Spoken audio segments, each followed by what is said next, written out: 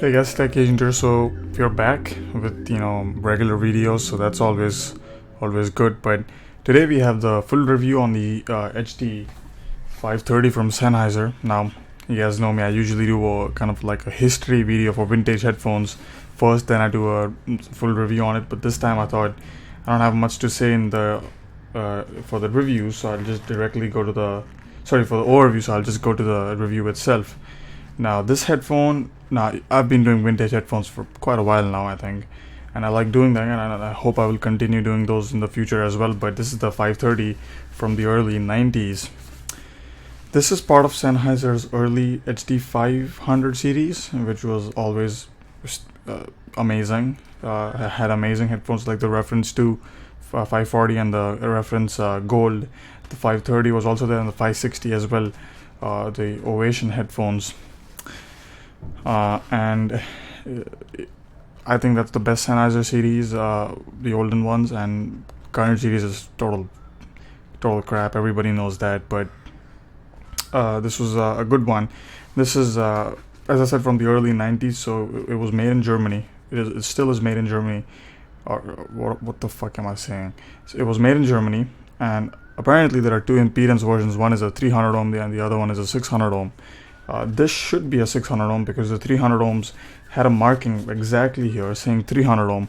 This one does not, so that should mean that it's a 600 ohm. But the guy told me that it's 300 ohms. So I'm not really sure. I don't think I'll be able to see the impedance on the coil that easily. I don't know what to do, but whatever. This, from my experience in driving these, and obviously voltage matters, I think it's a 600 ohm because the sensitivity seems to be exactly as my T1, or maybe slightly less sensitive than my T1.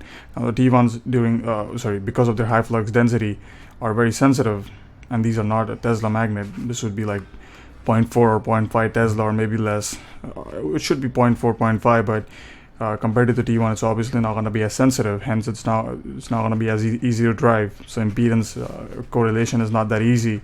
But I'm going to take a guess and say that it's either a 600 ohm or very inefficient 300 ohm. I am not sure. The build quality, it's all plastic. There is no metal, but it's very well built. It feels very solid for the age. It's in beautiful condition. It's almost brand new. There are no scratches that I can see except a few on the headband, this part, but everything else is brand new. The headband pad, this strap right here is in. I cannot say if it's new or old. It's so amazing condition that it's amazing. The printing is all intact. I don't know if you guys can see, but printing is intact like it was, and it's just an immaculate condition for the age. The ear pads are completely brand new, recently replaced. These are the original, genuine from Sennheiser, so everything is original on this. Nothing is third party. It's in really good condition, and even the clicks of the headband, even those are intact, so that's really nice. Now the cables are detachable from this end, but I did put a yank proof system. I didn't want to stress the springs inside, the contact springs, which you wear out easily on Sennheiser, so I'm not doing that. I'm just doing a yank proof system with a TRS plug, and all of that is fine. So let's go to the sound. How do they sound? They sound like a vintage Sennheisers, and vintage Sennheisers have a very kind of a common sound to them, in that none of them are extremely bright. They're neutral or slightly bright, not extremely bright, but slightly bright, and some are dark. This, on the other hand, is I would say bright, far from neutral. On Head 5, given exact spikes and dips, the exact response, so check that out. But it's not neutral. The bass is rolled off severely on this. Even with my V200, I cannot notice a huge upgrade in terms of bass extension. You can equalize this because it's manufactured by a machine. It's not hand assembled, so the Excursion is amazing, and and it can take a bass boost easily. You can go plus 10, plus 12, no problem. It can do it. I don't do it, but you can do it if you wanted to. If you have a good equalizer, you can bump up the bass to make everything level out. The mid-range on this guy is a bit odd. It's not as true to life as my HD580, which is the best Sennheiser dynamic I've heard in my life. The HD800 is nothing in comparison to that. This, if I compare directly to the HD800, I would say this has better center imaging than the HD800. The HD800 sounds very diffused with older recordings. This seems to be a very, very good headphone with older mono recordings and stuff. It seems to be very, very nice, very involving, and older recordings always had this kind of a dark sound to it, in that the top end was always rolled off, and the early ones, before the 70s and stuff, or even the 80s and stuff, the recordings were always dark sounding. They didn't have the top end brightness, and with these kind of headphones which are neutral to bright, those recordings really shine. With the HD800, it's so diffused that even if it is bright and stuff, it just does not sound that good. And this does sound very good because it's not diffused. Fidelity wise, it's almost the same as the HD800. The HD800 is not superior to it. Transient response is a bit slow compared to the 800, but still not that bad.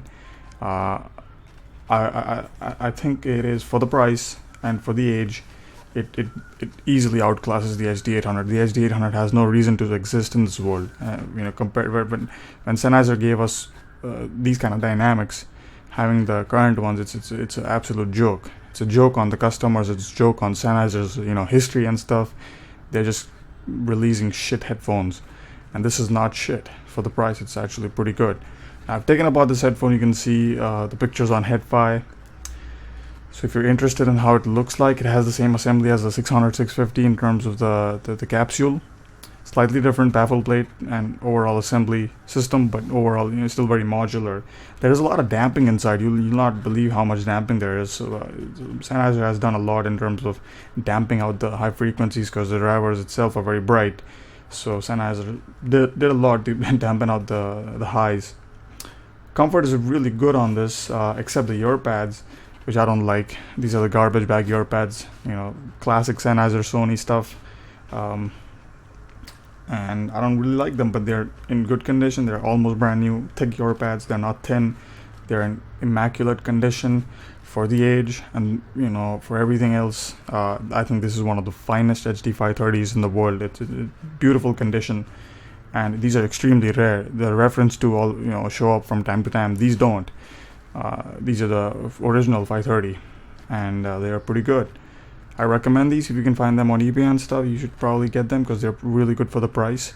They are not as good as my 580s, which are the best Sennheiser dynamics I've heard in my life, but they're still pretty good and better than the current 598s and shit like that. Who skip those? Never buy those. Even if you get them for free, skip those. They're not worth anything. They're not worth keeping in your house. The current 500 series. So this was the 530. I hope you guys enjoyed it, and I'll see you guys next time with probably a lot of videos. Take it easy and have a good one. All right.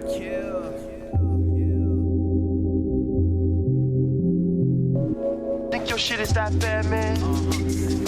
You got that much juice? Goddamn right. I'm an anomaly, often coughing broccoli and knocking off these frauds who be talking like they on top of me. Obviously, I'm not fond of these wannabes whose hypocrisy's got me in heat of rage. You might want to repeat the phrase, so pardon me. It'll probably take an army of kamikazes with cerebral palsy hopping at a Jumanji.